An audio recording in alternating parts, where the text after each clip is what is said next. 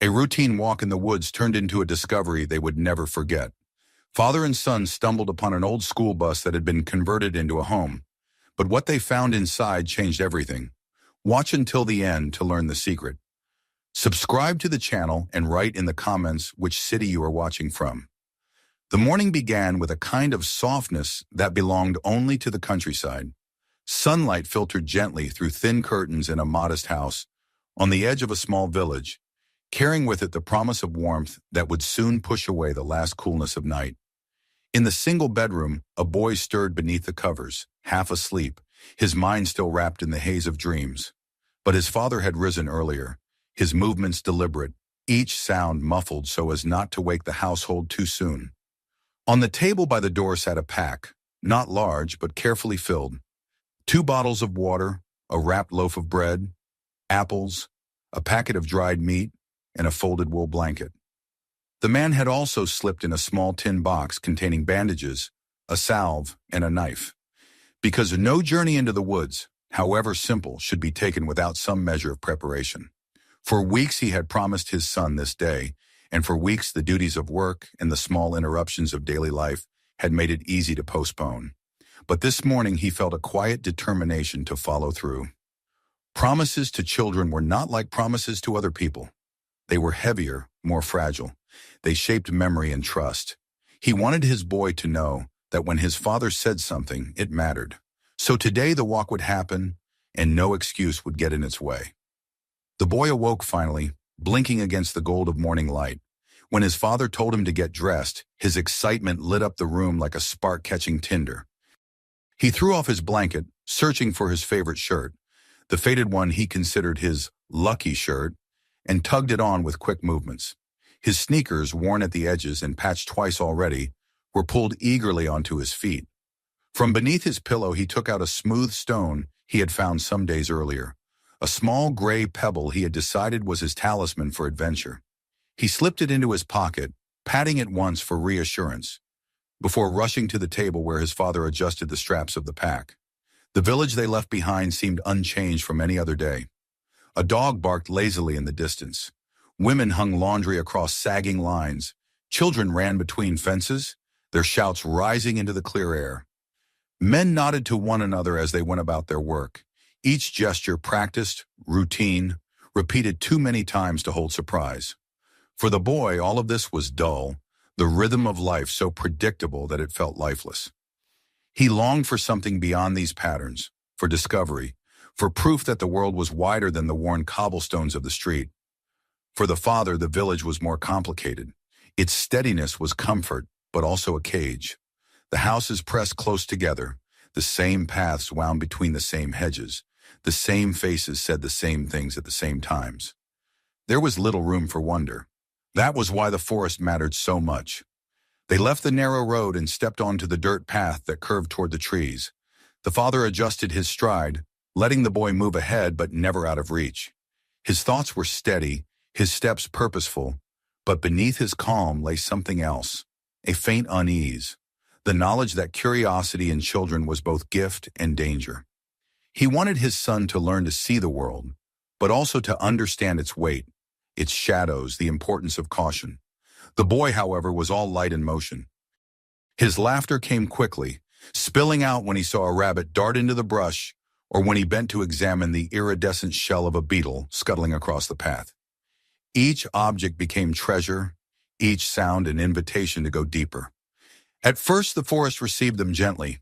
Sunlight streamed between tall pines, painting the ground in golden patches.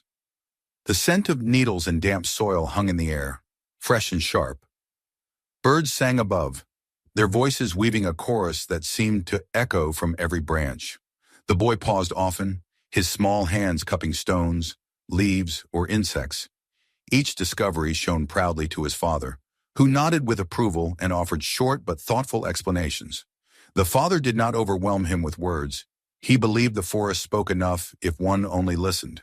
Still, his few lessons carried weight, each one intended to root in the boy's memory, like seeds that might one day grow. As they walked, the path began to shift. The earth grew softer underfoot, covered in thick carpets of needles and moss. Roots pushed up through the soil in twisted veins, demanding careful steps. The air cooled, dampness lingering in the shade, carrying the smell of mushrooms and old wood. The boy noticed at first the way the forest seemed to change character. What had been bright and welcoming now felt deeper, older, more serious. He slowed a little, his eyes widening as he looked up at trunks so broad he imagined entire families could not circle them with joined hands. He whispered questions, sometimes to his father, sometimes almost to the forest itself, as if expecting the trees to answer. The father listened, not to the whispers, but to the silence between them. He had walked these woods many times, enough to know that familiarity was always deceptive. A turn of season, a change of light, and the forest became something else entirely. His gaze moved often to the sun, marking direction, and to landmarks. A crooked oak, a patch of ferns, a fallen trunk covered with moss. He wanted to be sure of his way, for though he welcomed the wildness, he respected its power to disorient. Hours slipped by unnoticed. They paused on a fallen log to share bread and apples, the boy's legs swinging as he ate quickly, eager to move again. For him, stillness was harder than walking. He wanted the next discovery, the next surprise. His father chewed slowly, his thoughts moving deeper, weighing the balance between wonder and safety. He glanced at his son, saw in him both innocence and hunger, and felt a tightening in his chest. Childhood was fleeting, and he wanted to give his boy as much of the world as he could before it was gone. The deeper they went, the fainter the trail became. Grass crowded the edges, shrubs pressed close, until the path was no more than a thin suggestion on the ground. The father hesitated briefly, considering whether they should turn back. The boy, though, was unwilling to stop. His eyes shone with excitement, his voice full of insistence, and the man's resolve softened. He gave his wife's absence from the story a quiet echo in his mind. A thought of how different this journey might feel if she were here to worry aloud, to balance his risk with her caution. But today it was only the two of them. And so he smiled faintly at his son and allowed him to lead further on. It was then that the air began to change again. The light dimmed, caught in the thick canopy overhead. The sounds of the village had long since vanished, replaced by the whisper of wind high in the branches and the occasional cry of a distant bird. The boy felt it as wonder, a thrill that tightened his breath and sent his heart racing. The father felt it as weight, the sense of stepping into a space less touched by people, a space that demanded respect. Still, they pressed forward, the boy's quick steps pulling them deeper, the father's steady pace grounding their progress. The forest seemed endless, each turn revealing more trees, more undergrowth, more silence. The boy's anticipation grew, though he could not have said why. It was as if something waited for them, just beyond sight, something hidden in the folds of the land and the shadows of the trees. He touched the stone in his pocket, feeling its smoothness, and whispered to himself that it would bring them luck. The father watched him, a small smile flickering across his face despite his unease. Children carried faith in small things so easily. It was something he envied. For him, faith had been worn down by time, replaced by caution and memory.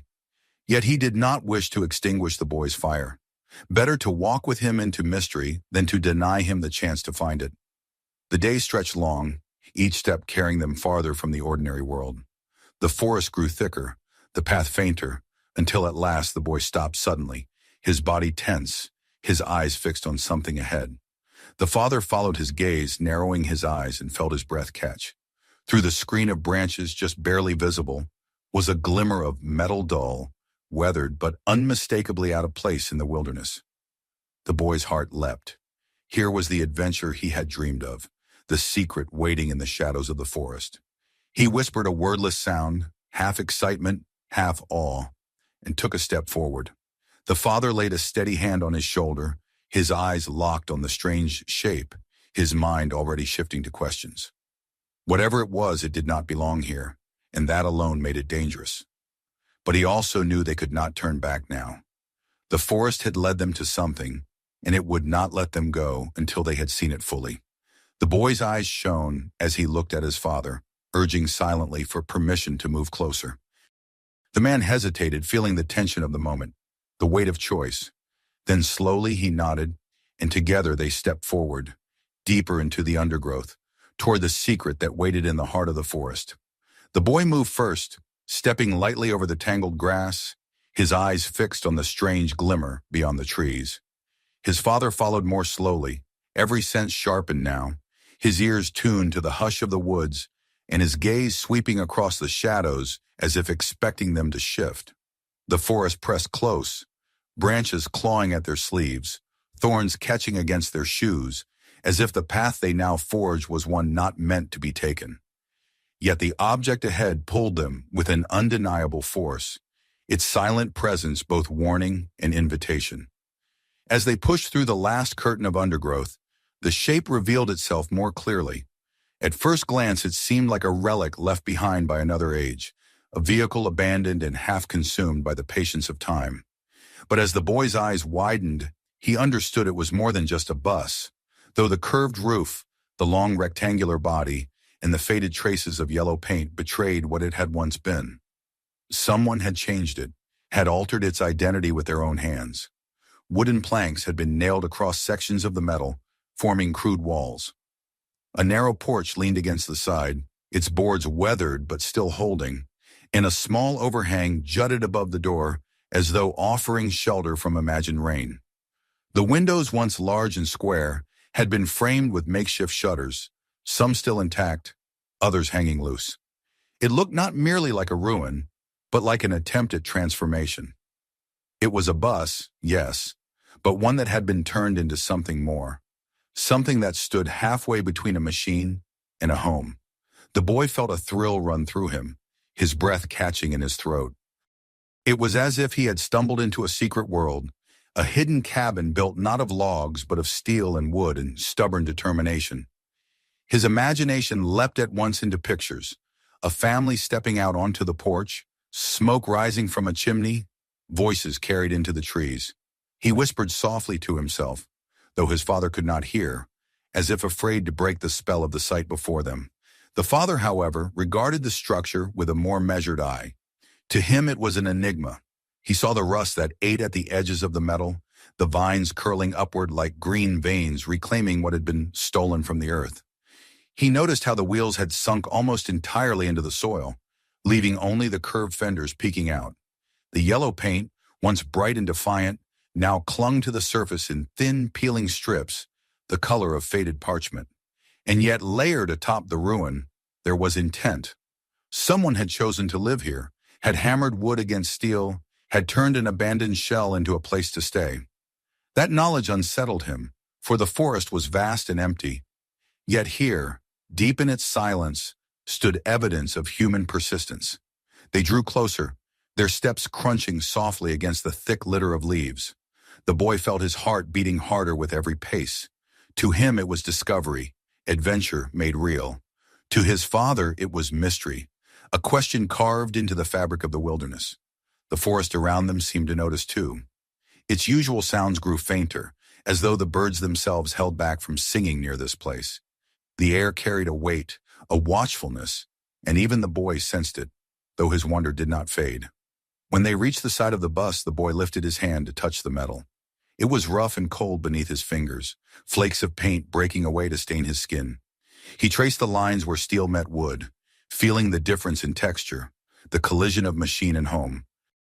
His eyes darted over every detail, the crooked steps that led up to the door, the rusted hinges that clung stubbornly to their sockets, the small rectangle of glass set into the door, clouded with grime but still faintly transparent.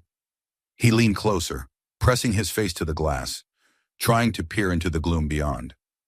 The father stood a pace back, his gaze scanning the structure more widely. He noted the porch, the way its boards sagged slightly but still held.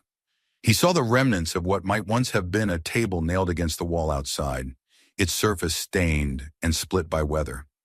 He imagined someone sitting there years ago, perhaps eating a meal, perhaps watching the forest. The thought made him uneasy. To build such a life in solitude meant something had been left behind, or lost, in the world beyond the trees. He felt a tightening in his chest, a whisper of recognition, though he pushed it away before it could take shape. The boy pulled at his sleeve, drawing his attention. He gestured eagerly toward the door, his eyes bright with the plea to go inside. The father hesitated. Instinct told him to turn back, to lead his son away, before curiosity drew them deeper into something that was not theirs. But he knew the boy would not forget. To leave now would mean carrying this unanswered question forever, a mystery that would eat at his imagination. And the man, despite his caution, felt the same pull. He wanted to understand. He wanted to see. They circled the bus slowly, their feet brushing against weeds that had grown tall and wild. At the rear, the structure looked even more consumed. Trees pressed close, their branches thrusting through shattered windows, leaves spilling inside. The backlights were gone, leaving only empty sockets like hollow eyes. Beneath the body of the bus, the undercarriage was rusted almost beyond recognition, a skeleton of iron half buried in the earth. Yet despite all of this, the shape endured. The bus stood, stubborn against decay, its silhouette still clear against the tangled green. The boy whispered that it looked alive, as if it had been waiting for them all these years. His father said nothing, but the thought struck him too. The bus seemed less like a ruin than a sentinel, watching in silence, guarding whatever lay inside. They returned to the door and the boy lingered before it, his hand hovering over the handle. The father stepped closer, laying a hand gently on his shoulder, not to stop him but to remind him of caution. The hinges groaned faintly as the boy pressed, the sound startling a bird from the branches overhead. For a moment, father and son stood together in the stillness, caught between retreat and discovery. The forest seemed to hold its breath around them, waiting for their choice. The father's eyes moved once more over the strange home. He thought of the effort it had taken to transform it, of the human story bound within its rust and wood. His son trembled with anticipation, eager to step inside. And in that moment, the man understood that they were no longer just on a walk in the woods. They had crossed into something larger, a threshold where the ordinary world ended and another began. So he nodded once, a small gesture, and the boy's hand closed firmly on the handle. The hinges screamed in protest, and the door shifted open, revealing the shadows within. The father drew a slow breath, steadying himself, and together they stood on the edge of the unknown, ready to step into the silence of the bus that had once been a vehicle and had become, for someone, a home. The hinges screamed as the boy pressed harder, and the door yielded with a slow, reluctant groan, as though it had been holding its silence for too many years. A draft of stale air poured out, heavy with the sense of rust, damp wood, and something older, more human, the faint residue of lives that had long since departed.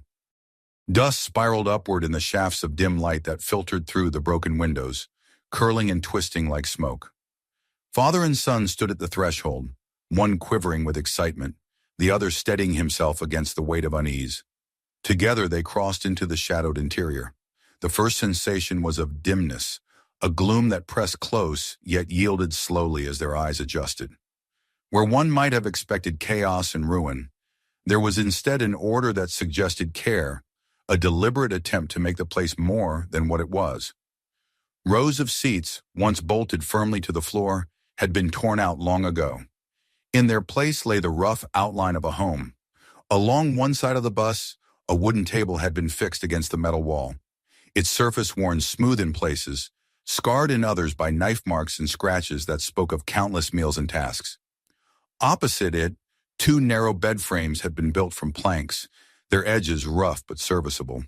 One still bore the remnants of a mattress, its fabric torn, the stuffing long since spilled into decay, while the other was covered only by a few brittle boards that had survived the years. The boy's eyes darted eagerly from one detail to another, drinking it all in. To him it was marvelous, as if they had stepped not into a ruin, but into a secret cabin hidden in the woods, a place where stories had been lived. He brushed his hand across the table, traced the edges of the crude construction, and imagined voices gathered here, laughter rising to fill the narrow space. His father, however, saw it differently. For him, every object whispered of necessity and solitude. Each plank nailed in place was not just craft, but survival. Each shelf stocked with jars and cans spoke of someone who had calculated, rationed, endured. It was not the cabin of a carefree wanderer, but the fortress of one who had retreated from the world.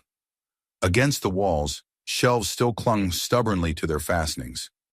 Some jars remained, their lids rusted tight, their contents long spoiled but still recognizable as food once carefully gathered and preserved. A tin can leaned on its side, its label faded to near nothing, a silent relic of some long-forgotten meal. Dust lay thick on everything, softening the edges of use, but not erasing it. There was a lantern, too, its glass cracked, its handle stiff with rust, yet still poised as if it might be lifted at any moment. These objects were ordinary in themselves, but within this place they carried extraordinary weight. They were proof that someone had not only lived here, but had fought to make life possible within these rusted walls. The boy turned then to the drawings. At first he thought them stains, smudges where time and damp had marred the metal. But when he drew closer, brushing gently at the surface, the colors revealed themselves. Crayon marks, faded but unmistakable, spread across a panel near the front. A crooked sun with long rays stretched wide. A house with a triangular roof and stick figures holding hands. They were childish and imperfect, yet they struck the air like bells, clear and undeniable in their meaning. A child had been here. A child had filled this hollow place with the bright language of imagination. The boy froze. His breath caught in his chest. He reached out, almost reverently, and let his fingers hover near the marks, careful not to smudge them further. His heart pounded with recognition. In those uneven lines he saw himself, his own habit of drawing suns and houses, of sketching people who mattered to him. It was as though the walls had mirrored his life, though painted by another hand long before. The father stepped up beside him, his eyes narrowing, his mouth tightening. He did not need to touch the drawings to feel their power. He understood immediately what they meant. This had been more than a shelter for one. It had been a home for a family, or at least for a man and his child. The silence deepened, heavy now with a sorrow that neither spoke. The boy broke it first, wandering toward the beds where further proof awaited. At the head of one bed, etched into the wall in thin, careful strokes, were lines drawn in intervals. Numbers and dates marked them, climbing steadily upward. They were height marks, the record of a growing child. The boy bent close, tracing the faint pencil ridges with his eyes, and felt his throat tighten. He thought of the wall in his own home, where his father had marked his growth with chalk. Each line a victory, each date a memory. Here the ritual had been the same, but carried out in exile, in a bus hidden among trees. Near the foot of the bed lay a small box, collapsed at one side by damp, but still holding within it fragments of childhood. The boy knelt eagerly, tugging at the flap, and pulled free a toy car, its paint chipped, its wheels stiff with rust. Beside it lay a rag doll with one arm missing, its fabric frayed. A small rubber ball rolled against his hand, hardened by time but still round, still recognizable as something once thrown and caught in play. He held them one by one, trembling with awe, as though he had uncovered treasure. To him they were not dead objects, but echoes of laughter, proof that another child had once filled this space with life. His father stood still, watching him, and though pride stirred in him at his son's wonder, sorrow pressed harder. The objects pierced him more deeply than any ruin could. They spoke not just of survival, but of loss. The presence of toys meant joy once lived here, but their abandonment meant it had ended. He thought of the man who had gathered these things, who had hammered the boards, who had marked the wall with dates.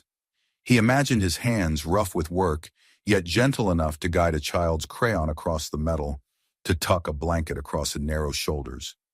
That image haunted him, for he felt its weight in his own heart, in his own role as father. It was then he noticed the floor. In the center of the bus, where boards had been laid over the metal, one section seemed different. The wood was newer, less warped, as though replaced more recently than the rest. He crouched low, his fingers brushing across the seams, feeling the slight give of one edge. He tapped gently with his knuckles, and the hollow sound beneath confirmed his suspicion. There was space there, space meant not for repair, but for concealment. He did not speak of it at once, letting the discovery rest within him, a question waiting for its moment. The boy, meanwhile, had returned to the shelves. He pulled down a book, its cover stiff with age, its pages curling at the edges. The title was faint but still legible, a novel once read by lantern light. He flipped it open, coughing as dust lifted into the air, then smiled despite himself, as though touching it brought him closer to whoever had once held it. On another shelf he found a children's book, its cover bright once, now dulled by years. He opened it carefully, half afraid the pages might crumble, and imagined the words spoken aloud, a voice steady in the shadows, a child listening with wide eyes. He replaced it slowly, his mind alive with pictures of nights in the bus when stories had filled the dark. The father joined him, scanning the books, the jars, the scattered objects, piecing together the life that had been here. He felt admiration, too, beneath the sorrow, admiration for the resilience it had taken to carve out such existence, to insist on normality in a place so far from it. But the admiration was shadowed by a deeper question. Why had it ended? What had driven them to leave? Or worse, what had forced them? The silence offered no answer, only the weight of absence. The boy's eyes shone with determination as he turned to his father, silently urging him to look deeper, to uncover every secret the bus held. The man hesitated, but he knew the truth of it already. They stood not in a ruin, but in a story written into every plank and toy and mark on the wall.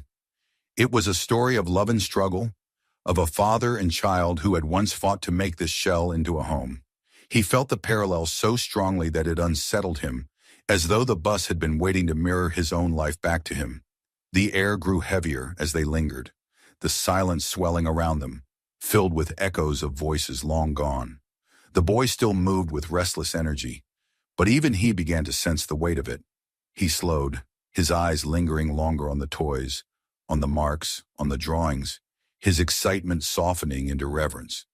His father placed a steadying hand on his shoulder, grounding them both in the moment. Together they stood in the dim light, two figures among the traces of others, bound across time by the fragile thread of memory. And though neither spoke it aloud, they both understood that this was no ordinary discovery. It was a life, preserved in fragments, left behind, yet not erased. It had become theirs now too, for by stepping into the bus, they had stepped into the echoes of another father and another child, whose story, though unfinished, still lingered in every corner. The bus seemed to hold them captive even after they had seen so much. Dust hung heavy in the air, floating lazily in the narrow bands of light that slipped through cracked glass and broken shutters, each particle glowing for an instant before dissolving into shadow. The boy remained close to the wall where the pencil marks had been etched, his fingers brushing over the faint ridges again and again, unwilling to let go of the small miracle of another child's presence.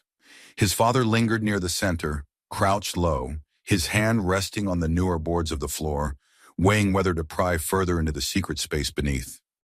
Yet for all that they had uncovered, silence pressed harder than answers, and the space between them filled with the weight of memory that was not theirs. The boy looked up, his face flushed with the excitement of discovery. To him, this bus was not a ruin, but proof of possibility. He saw adventure in its walls, the kind of life he had imagined in daydreams, where a house on wheels might carry him to hidden places far from the ordinary world. He whispered with awe about how he would one day build something like this himself, how he too could carve out a home where no one else dared. His eyes shone with a light that belonged to the young, a belief that wonder could be seized and molded with bare hands. For him, the toys, the drawings, the books were treasures, and the bus itself was a monument to courage, not despair. His father, however, felt the discovery differently. To him, every object was heavy, each mark on the wall a burden carried across time. The childish drawings were not only charming, they were haunting, fragile reminders of joy that had once lived here, but had been extinguished. The toys and books were not just keepsakes, but ghosts of laughter, echoes of nights when a child had listened to stories within these same walls. He saw in the man who had built this place an image of himself, a father bending under the strain of loss, fighting to give his child safety, building something with his hands to preserve love against the indifference of the world. The thought tightened his chest, made him afraid in ways he could not voice. They lingered longer than they meant to. The boy wandered from shelf to bed, from drawing to toy, his excitement never dimming. though it softened into a kind of reverence. The father kept his eyes low, thinking of the letters and photographs still lying beneath the boards, thinking of the choice he had made to return them to their hiding place rather than disturb them further. It was enough to know the story in part. The rest belonged to silence. He had no wish to steal more from the family who had once called this bus home. He understood that some secrets were not meant to be fully revealed, and that reverence sometimes meant restraint. Eventually, he touched his son's shoulder and guided him toward the door. The boy resisted at first, unwilling to leave the wonder behind, but his father's steady hand reminded him that even miracles had their boundaries. Together they stepped out, the hinges crying once more, the forest greeting them with a rush of fresher air. Outside, the world seemed unchanged, yet both of them felt different. The trees loomed as before, the canopy swayed gently, but every sound seemed sharper, every shadow deeper, as though the forest itself had absorbed their discovery and grown heavier with it. The boy turned again and again to look back. Each time he did, the bus seemed less like a ruin and more like a sentinel, standing guard in the clearing, its rust and wood holding vigil over memories too fragile to be carried elsewhere. His father did not look back so often, but the image remained fixed in his mind all the same. The outline of the bus, the marks of a child's growth, the toys in a damp box, all of it pressed into him like scars. He walked on with a steady stride, his hand never leaving his son's shoulder, as if to anchor him against the weight of what they had seen. By the time they retraced their way to the faint path that led out of the deeper woods, the light had shifted. Afternoon shadows stretched longer, the golden hue of the sun fading into a cooler tone. The boy had grown quieter, though his eyes still darted to every movement in the undergrowth, as though the forest might reveal another secret at any moment. His father kept his gaze forward, guiding them with sure steps, marking again the landmarks that would lead them home. He thought often of the man who had once done the same, walking out into the forest to gather supplies, leading his child by the hand, always returning to that bus to preserve their fragile world. The image refused to leave him. When the trees finally thinned and the edge of the village appeared, twilight had begun to gather. Lanterns glowed in windows, dogs barked at familiar passers-by, and the simple rhythm of village life moved forward untouched. But for father and son, the sight of home was altered.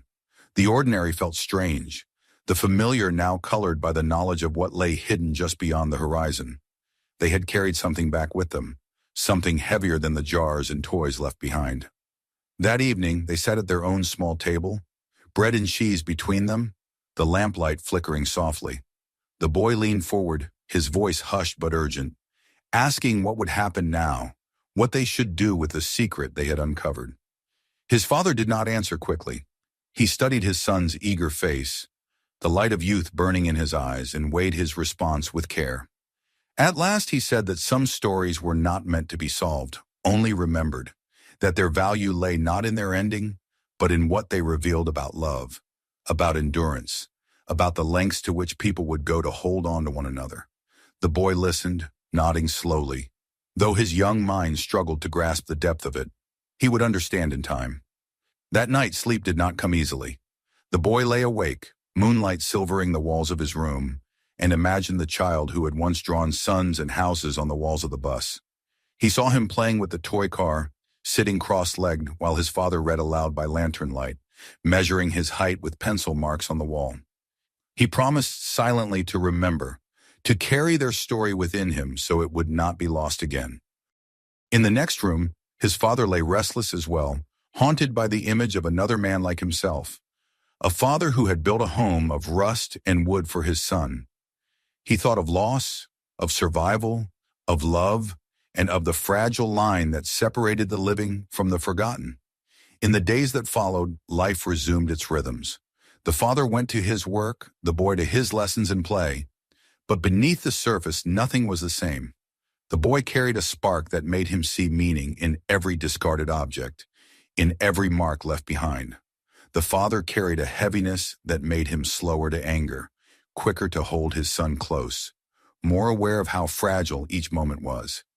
And though they never spoke of it often, the bus remained between them, silent but present, a shadow and a light bound together.